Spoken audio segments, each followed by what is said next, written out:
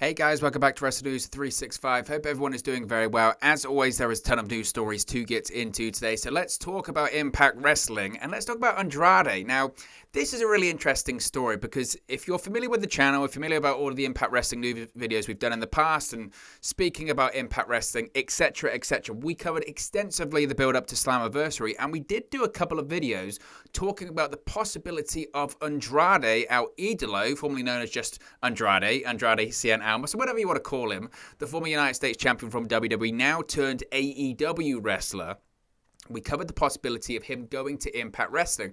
We even covered previously the reports that came out once Andrade had signed with AEW that he was in negotiations with Impact Wrestling, Ring of Honor, and a plethora of other promotions. Spoke about those contract negotiations that he had with AEW, what he was looking for, creative control, certain dates, certain finances, etc. Now, when we talk about Impact Wrestling and Andrade, you'll remember previously that reportedly, and again, this is just reports and rumors, but reportedly, Andrade was in negotiations with Impact Wrestling. However, the deal fell apart when it comes to finances, amount of appearances, but there was at one point going to be an appearance by Andrade, a reported one-off appearance by Andrade scheduled for Slammiversary. Now, of course, it didn't happen, and Andrade is now firmly a member of the AEW roster. He's recently had Chavo Guerrero replace Vicky Guerrero as his manager, his mouthpiece. I think they're calling him, an executive consultant on AEW television. Chavo made his AEW debut last week on Night 2 of Fyter Fest on TNT. That all happened then. But it was interesting because subsequently a report about Andrade possibly making an appearance at Slammiversary has come out. And it kind of took me a bit aback because I thought, wait a minute, wasn't this story out there anyway? Nevertheless, it's gained a bit of traction, so we'll talk about it here. Now, of course, New Japan Pro Wrestling's Jay White made his Impact Wrestling debut at Slammiversary when he confronted the Impact and AEW World Champion Kenny Omega and the new Impact Tag Team Champions, the Good Brothers, to end the Slammiversary broadcast. However, according to the Wrestling Observer's newsletter's Dave Meltzer, that wasn't the original planned idea for Slammiversary.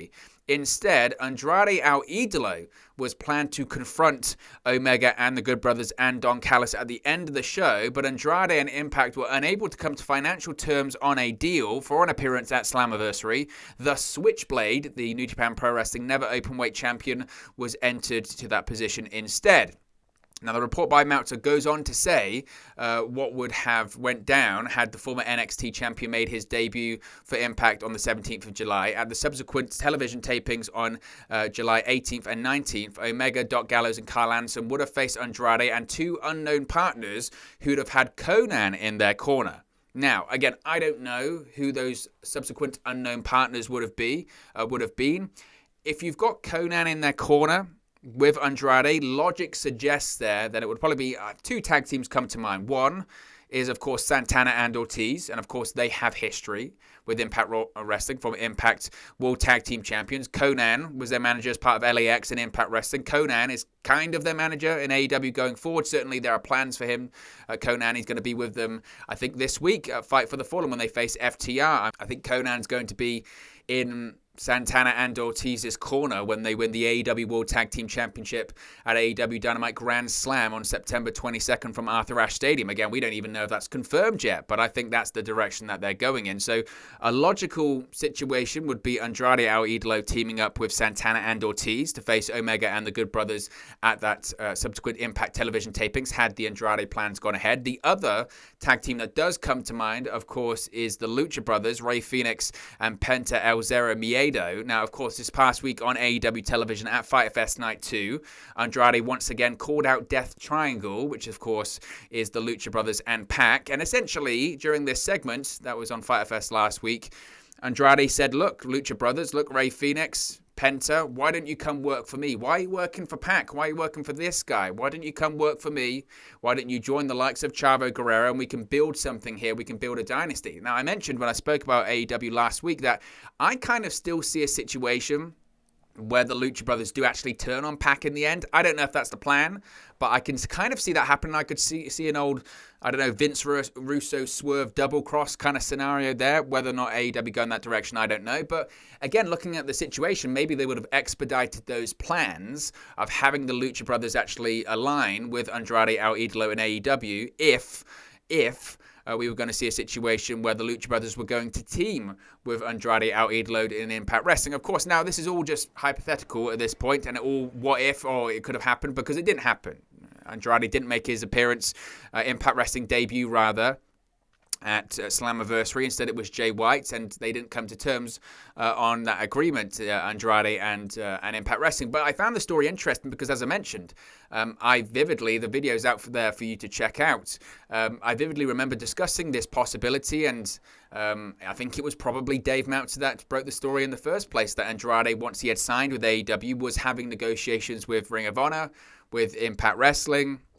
I don't know what other companies there, but certainly Ring of Honor and Impact showed interest. And again, Impact did have very serious discussions with Andrade, but the reason that it fell apart was essentially money and per appearances, etc. But there was a feeling that maybe Andrade was going to come in for one appearance at Slammiversary and the subsequent television tapings. And Meltzer essentially is doubling down on this report that was the plan. I find it fascinating to see that at the subsequent television tapings on the 18th and the 19th of July, we would have seen Omega and the Good Brothers versus Andrade and two mystery partners. And again, I don't know if this would be the case. I'm assuming it would have been Santana and Ortiz or the Lucha Brothers. Maybe it would have been people on the Impact Wrestling roster. I look at the roster, though, and I say, who would align themselves realistically with Andrade in that situation? And I can't really see a team there that I would say, well, I suppose it could be single stars, of course, but I can't really see a team where I would go, yeah, they would be the ones to align themselves with Andrade. For me, it makes more sense for it to be Santana and Ortiz, again, because of the Conan connection, because, again, Conan was going to be in their corner, or again, the Lucha Brothers. Both tag teams have Impact Wrestling history. Both are former Impact Tag Team Champions. For me, again, looking at the direction of the AEW creative right now of Andrade feuding with the Lucha Brothers, it makes even more sense that it would be them. But look, it didn't happen, so it's not going to happen. Maybe it's something they do revisit in the future, though. Maybe the fact that Andrade and Impact Wrestling did have discussions previously in the past, maybe it's something they might want to look at revisiting in the future. I don't know. It's a shame, but I can't say I can complain much considering that instead of Andrade, we got Jay White. I don't know which surprise would have been bigger. Frankly, if I'm going to have to compare them, I would probably say Jay White is the bigger surprise there. I don't think many people realistically saw Jay White coming out as a surprise at Slammiversary. I don't think anyone predicted that. It certainly wasn't rumored. Impact Wrestling did a very good job to keep that quiet. Again, they went to such extents to keep it quiet that they didn't even write down Jay White's name on the run sheet for the show. On the run sheet for the show, they listed that the main event of Slammiversary was Omega versus Callahan, and after that, the show was going to end in a post-match brawl.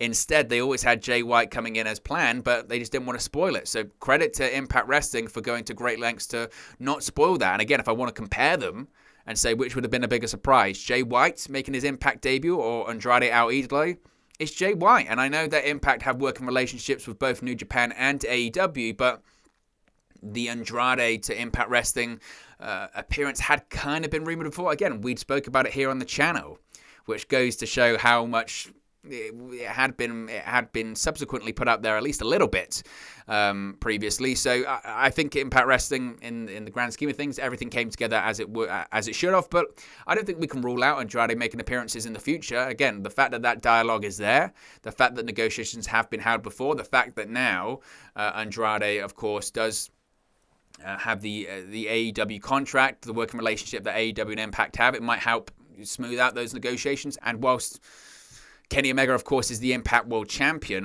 right now, of course, Omega and Andrade are being kept pretty separate on AEW television. They still do have that match, of course, for the AAA Mega Championship at Triple Mania 29 on August 14. So I could have absolutely seen AAA and Impact Wrestling saying, look, we want to build to this match between Omega and Andrade at Triple Mania. Can you do that through your Impact Wrestling television tapings? I think that might have been the same way. But obviously it didn't happen. Ironically, on the same day, you have the New Japan Resurgence show between David Finlay and Jay White, and maybe New Japan and Impact just pivoted, or Impact certainly pivoted, saying, okay, Andrade, we couldn't come to terms with him, so we're not going to promote the Triple Mania match. Instead, we'll promote the New Japan Resurgence match between Jay White and David Finlay. In both situations, both matches that they would have been promoting, whether it would be Kenny Omega versus Andrade or Jay White versus David Finlay, neither competitors in that match are actually signed to Impact Wrestling contracts, which is certainly interesting just in general. But it's interesting to know what could have been and maybe what will happen in the future. Time will only tell about that. Now, speaking about Jay White, of course, he made his Impact Wrestling on Access TV debut last week. And he called out David Finlay and the Elite following his surprise appearance at Slammiversary the prior weekend. Now, he started his in-ring promo calling out David Finlay, of course, made his return back to Impact Wrestling with Juice Robinson at Slammiversary as well. As we mentioned earlier on, Finlay is set to go one-on-one with Jay White for his title at the New Japan Pro Wrestling Resurgence event on Saturday, August 14. Now, it's important to note that White laid out the first blow when he hit the Blade Runner on Finlay seconds after Slammiversary went on the air. Now, Impact Wrestling subsequently did upload this to their Impact Wrestling YouTube channel, so you can check that out. But Jay White essentially announced, if you didn't see it last week on Impact Wrestling, that he is there for David Finlay. He said, quote, David Finlay thinks he can run to Impact and hide from me, but David, buddy, our date is set, August 14 at Resurgence. David Finlay is hoping and praying for resurgence of the family name, the Finlay name that was once respected, now simply laughed at. How daddy must be disappointed in his son. You see, David, your career peaked when you beat me in New Japan, in the New Japan Cup, but buddy, that's it for you, because you'll never beat me again. You'll never beat me for this, and pointed at his never openweight championship. I thought it really was an excellent promo by Jay White, and they did do a decent job in explaining why he came to Impact, because it is a bit difficult to explain why. And essentially he said, look, David Finlay and Juice Robinson are there, so I'm facing David Finlay, so I want to run him out of not just Japan, but I want to run him out of the United States as well. Good enough reason as it's going to get, I think. So, and I think with these kind of situations, you can't look down on that. So I thought it was a very good promo. And then after that, he's, as I mentioned, called out the Elite, called out Kenny Omega. He said that he believes Omega and the former Bullet Club members like Doc Gallows and Kyle Anderson are still living in the Omega era, and they need to get with the times. He even currently dissed the current Impact Tag Team Champions, the Good Brothers, for trying to relive their glory by going back to their original stomping grounds and competing on shows like New Japan Strong. He said, quote, I couldn't pass the opportunity at Slammiversary to come out and say hello to the Bullet Club's greatest fans. Well, I'm not talking about you guys. I was talking about the guys who are going around throwing up two sweets like it's still 2013. Those guys are the true fans of the Bullet Clubs. Those fans are the true fans of Switchblade Jay White. But I understand why they do that. You see, the Bullet Club have only been relevant when they can tie their names to the Bullet Club. So I see why the Good Brothers are so desperate to rejoin. But the Good Brothers, this is a new era of Bullet Club. This is my new era of Bullet Club. In my new era of Bullet Club, we have standards. I'm sorry, Good Brothers, you guys simply aren't good enough anymore. So after thinking about it, as far as your application of rejoining goes, it's going to have to be a no. Now, obviously, this led to Omega and Don Callis and the Good Brothers making their way out to the stage to confront Jay White. Callis then said he thinks Jay White should ditch his position as the leader of the Bullet Club and join the Elite instead, and it led to a back and forth. So I thought it was a very good promo, a very good segment. Again, just having Jay White there in front of the fans, I thought was fantastic, to be honest with you. And I thought Jay White explained his reasonings well. Again, as I mentioned before, I still think this is probably leading to a match between Jay White and Kenny Omega. I know that primarily Jay White is there to build to his match against David Finlay, but I would assume Impact Wrestling would be looking at this going, yes, we get Jay White on our programming. Yes, Jay White, wrestles on our programming, which he is going to be doing next week. But I think also they would be looking at a situation where Impact are working with AEW and they're working with New Japan, and they're like, can we do a match that is Jay White versus Kenny Omega inside of an Impact Wrestling ring, possibly at Bound for Glory in October? We know that we're going to have Impact, AAA, New Japan, and AEW all represented on that super card in October. So I think that's the direction that they're going in. But I must say, I really enjoyed it. I think Jay White is actually quite an underrated promo. I know that he's very widely rated in terms of his promo, but I don't think it's funny. Everyone knows who Jay White is. This is sometimes the thing with New Japan Pro Wrestling and certainly fans on social media. Everyone knows who New Japan Pro Wrestling is. Most people know who Jay White is, but they really wouldn't have seen him, cut a promo in a segment or, apart from those big matches against the likes of Omega, they wouldn't have seen him, again, cut major promos. And I thought his promo was very, very good. Excellent last week, and I'm interested to see where it's going to go. Of course, we do know where it's going to go when it comes to the promos, but nevertheless, I thought it was an excellent segment, and I think it lays the foundations, certainly, for Jay White versus Kenny Omega in the future. We also know that lays the foundation for Chris Bay to join the Bullet Club too, so it's interesting to see how that's going to play out on television. Now, speaking of Impact Wrestling last week, again, we already knew this from the television taping spoilers anyway, but last week it was official on Impact Wrestling on Access TV. That is that the Knockouts champion Deonna Purrazzo has agreed to wrestle at NWA Empowerrr. Yes, the all-women's pay-per-view with the executive producer Mickie James. Speaking of which, she made her return to Impact Wrestling on Access TV last week too. Now, Knockouts champion Deonna Purrazzo officially accepted Mickie James' offer to be on the NWA's first ever all-female pay-per-view, Empowerrr, on Saturday, August 28th. Now, at Slammiversary, of course, Mickie James made her return back to Impact Wrestling and originally offered Purrazzo this opportunity just minutes after she retained her Knockouts championship against Thunder Rosa.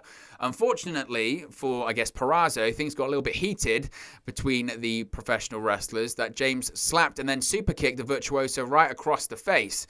Now, last week on Impact Wrestling on Access TV, Mickie James came back to make it up to Purrazzo with an apology and an offer at another opportunity to join this monumental and historic event for the NWA. Once again, strong words were said by the champion, which led to Impact Wrestling Hall of Famer Gail Kim making a surprise appearance to play the mediator between Mickie James and Deonna Purrazzo.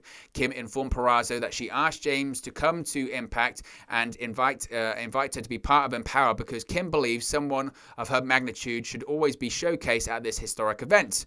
After a few more comments by James, Purrazzo was convinced and made a handshake agreement with the former Knockouts champion. Now, of course, once again, we know where this is leading. I won't talk about the spoilers or the opponents or anything like that. What we will talk about, though, is the segment itself. Again, I thought the segment was very good. I know that... Again, we've seen in the last couple of days, I think Mickie James has actually subsequently invited Gail Kim to participate at the NWA Empowerrr event. I don't think she's going to wrestle or anything like that. I think Gail Kim is comfortably and happily retired at this point. But to be a special guest referee or to be somehow involved in it, whether it's, I would assume that she maybe would be from the behind-the-scenes point of view, maybe working as an agent/producer at that event. I don't know if that is the case. I don't know if she's going to be involved on camera. I don't know if she's going to be a commentator. I know Velvet Sky does commentary for the NWA Power tapings as well. I don't know if we're going to see a situation where we're literally going to have an all-female commentary team as well. That would be pretty interesting to see too. But Gail Kim has been invited as well. Again, we do know who Deonna Purrazzo's opponent is going to be. We won't spoil that here, but we do know also that Impact Wrestling are hopeful and optimistic of building towards a Deonna Purrazzo versus Mickie James match in the future. That's not going to happen at NWA Empowerrr. That's not going to happen at the NWA 73rd anniversary pay-per-view the following night either. I would think likely it does happen at Bound for Glory. I don't think Mickie James wins. I think she puts over Deonna Purrazzo in that match, and Deonna Purrazzo's historic championship reign continues in Impact Wrestling. Her dominance continues in Impact Wrestling, but obviously at this point, that's where Impact are going. Impact want to do Mickie James and Deonna Purrazzo. It's just a case of when, not if. So we'll wait and see once we have some information about that. Morrissey. Now, Morrissey has just been dominating, absolutely dominating people since he showed up in Impact Wrestling at Rebellion back in April. Now, I've seen a few people comment on the channel asking, what's the situation with Morrissey's contract? Has he signed a contract with Impact Wrestling? How long is that contract for? Is he on a per appearance deal? Is he on a handshake deal? He's been a bit quiet about it, shall we say, but finally we have an update about this where Morrissey was on the latest episode of the Pro Wrestling for Life podcast with Sean X-Pac Waltman and Nick Houseman. Now, he was asked about his situation and his status with Impact Wrestling, and this is what Morrissey had to say, quote, "I'm with Impact now, just wrestled Eddie Edwards on Saturday at Slammiversary, beat him 1-2-3, and looking forward to some more matches with Eddie Edwards, and I'm looking forward to the rest of my time with Impact, however long that may be. I don't know how long it will be. That's on them and that's on me. Right now, I'm very happy being in Impact. They have great talent, a great locker room. Everybody's awesome." Everybody's treated well. It's just a really great place to be, man. I'm really enjoying going to work when I fly to Nashville, when I go to Impact. I feel like maybe some of the wisdom I've gained in the past few years in recovery is going to suit me well in the future of Impact Wrestling. I personally, deep down, believe that I have a bright future in professional wrestling. I think that's really what matters most. If I truly in my heart believe it, I can tell you what, 100% believe that I have a very, very bright future in professional wrestling. Now, he was asked by Nick Houseman, Wrestling Inc. managing editor, if he's actually signed to a contract with Impact Wrestling, and W. Morrissey revealed that he is indeed signed to a contract, but he wasn't initially. He said, quote, "I wasn't at first, but I am signed with Impact until Bound for Glory, but things could change tomorrow. We'll see. We're kind of on a feel basis. They brought me in, and I'm not stupid. I understand that I'm high risk at first because they don't know what they're getting. We've gone taping by taping, and I guess finally they're like, we'll sign you up until Bound for Glory, and that was cool to me because I'm not interested in signing anything super long term right now. It worked out perfectly, so I'm there until October as of now." So, look, W. Morrissey, as I mentioned before, time and time again here on the channel, he's getting a major push. You have to look at the guys he's defeated recently in Impact Wrestling. They had him go over Willie Mack in dominant fashion. They then had him beat Rich Swann, who was the last Impact World Champion before Kenny Omega became the World Champion back in April. So that's a big deal. Who did he defeat at Slammiversary? He defeated Eddie Edwards, multiple-time Impact Champion. He's mowing through Impact Wrestling's biggest babyfaces right now. Now, he said that he signed up until Bound for Glory. That might give an indication as to Impact Wrestling's plans for Bound for Glory. Again, you don't have this guy just go through people and then him have a meaningless match at Bound for Glory. Maybe we're going to see a situation where W. Morrissey is in the main event of Bound for Glory, but then that would imply that he'll be facing Kenny Omega, and I don't think that's going to happen because I think Kenny Omega faces Jay White, or Kenny Omega faces Moose, or Josh Alexander at Bound for Glory. So there are so many different situations right now. Personally, if I'm going to be honest with you, I see W. Morrissey probably staying around until maybe Hard to Kill next year, or maybe a bit longer. Maybe he goes a full year and then he does something different at Rebellion. I look at the options available to him right now. I don't think he goes to AEW just yet. Again, if he gets super over in Impact, maybe that will change. I know he wants to work in New Japan. Well, not a better place to work than in Impact Wrestling right now, considering they have that working relationship with New Japan. So I think he sticks around for a bit longer than Bound for Glory. But obviously, look, he's getting a big push, a big push right now of Impact. And again, I think Impact know what they have. They know what they have, and time will only tell. Be interesting to see who the guy is, though, that will finally end W. Morrissey's big undefeated streak in Impact Wrestling. Now, finally, we talked about Kenny Omega there. We spoke about Gail Kim earlier, and Gail Kim has opened up about how Impact Wrestling will fare once Kenny Omega leaves. We've spoken about this a couple of times here on the channel. What happens to the working relationship between AEW and Impact? What happens to Impact Wrestling once Kenny Omega does eventually drop that Impact World Championship? Because that is going to happen at some point, whether it's this year or next year, probably this year. But a lot of people have questioned what happens once Kenny Omega drops the championship, and a lot of people have questioned, has this World Championship reign for Kenny Omega actually been beneficial for Impact Wrestling? Now, in an interview with Busted Open Radio, Impact Wrestling Hall of Famer Gail Kim stated she's been perfectly fine with Kenny Omega's reign and feels like it's done nothing but to help Impact Wrestling on the whole. This is what she had to say, quote, "I'm okay with Kenny being our champion right now. I think it's been beneficial. We've been doing it now since, when did Kenny start? A couple of months now. I feel like it's only been positive outcomes so far. The fans are loving it, and ultimately, that's who you want to please. So I haven't seen anything negative. I think if you look hard enough, you probably could see something negative, but I would agree. On the whole, it's probably been positive for Impact. People, if anything, it's just growing and growing. This last Slammiversary was an indication of how much it's growing. People are so excited that they got representation, I think, from our 4 different companies all on one show, and Impact is the one kind of essential part of it all, which is great. I think as long as, in the end, if we're getting the benefits of it, but I don't think our boys are upset about it in any way. Now, Busted Open's co-host Bully Ray then pressed Gail Kim on the subject, wondering how it would benefit Impact once stars like Kenny Omega and Jay White left Impact Wrestling programming. Kim believes that Impact will be fine because of its creative and the management process that Impact currently has working for them. Gail Kim said, quote, "I think if they do things right, and I trust the creative and management process right now, I think they've done a really good job. Just a couple of years ago, people hated us for years. It was really hard to get that stink off, we'll call it. And we're getting viewers back." Debatable. That is debatable. We're getting people talking about it, which is true. I just recently talked to a guy who has a store, a wrestling store, and he was talking about how he could see the difference in sales and people asking about Impact merchandise. We're making those steps, and I think it's been so positive. I think as long as they intertwine all of those stories, and like I said, I trust the creative team. They're great. Any person that's on our roster is used. That's what I love about this company. If you have a contract with our company, you're being used. And that in turn creates a very positive locker room. People are not feeling like, oh my God, yada, yada, yada, competitive backstabbing or whatever you call it, the drama. Everyone feels good because they're doing what they love. So I think ultimately I would trust this management team to get it right now, the creative team, and we're making those moves in the right direction. So Gail Kim basically says Impact will be left in a better place. She didn't have a ton of really reasons as to why it'll be fine when Kenny Omega and Jay White leave, but I think the jury's still out on it. I would agree that I think that the current management and creative in Impact Wrestling have done a very good job in developing Impact. And Impact certainly does have a lot more buzz than it had, say, 2 or 3 years ago. There's no doubt about that. I think the ratings and the viewership will be what it always is on Access TV. They're limited by the network that they're on. I don't see that changing anytime soon, if I'm going to be honest with you. I think the success of Kenny Omega and Jay White being in Impact Wrestling will be determined and predicated on, do they get their own talent over? And that's why I've always said it's important for names like, Josh Alexander, Chris Bay, Ace Austin, etc. Those names, that's why it's so important for them to have matches against Kenny Omega. Not necessarily winning, but having those matches that they get over from. That's always been my issue with Kenny Omega versus Eddie Edwards, Sami Callihan, even the name that's going to be facing him at Impact Emergence or Homecoming, whatever it is.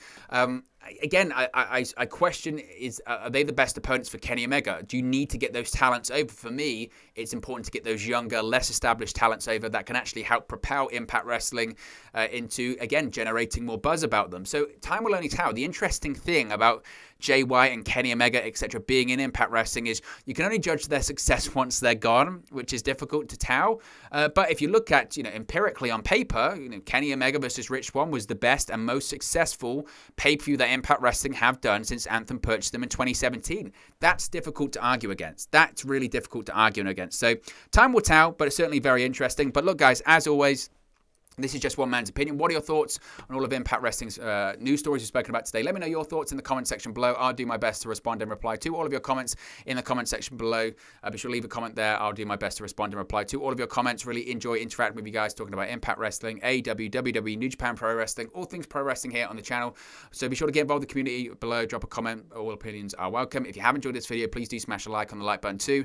Really does help us out here on YouTube. Get the rankings and get to people's recommendation feeds if they haven't seen our videos previously. But most importantly, if you haven't already, please do subscribe to Wrestle News 365. You can do that by clicking the bottom right hand corner of the screen right now, or if you wait a few seconds, there'll be a subscribe button at the end of this video along with another video for you to watch. Thank you very much for watching, listening, streaming, or have you come across this video today, and I'll speak to you again very, very soon. Hey guys, thank you for watching, listening, streaming, or however you come across this video today. Be sure to click on the video on the right there to watch our next video, or click the bottom there to subscribe, or the bottom right hand corner. Thank you very much, and I'll speak to you again very soon.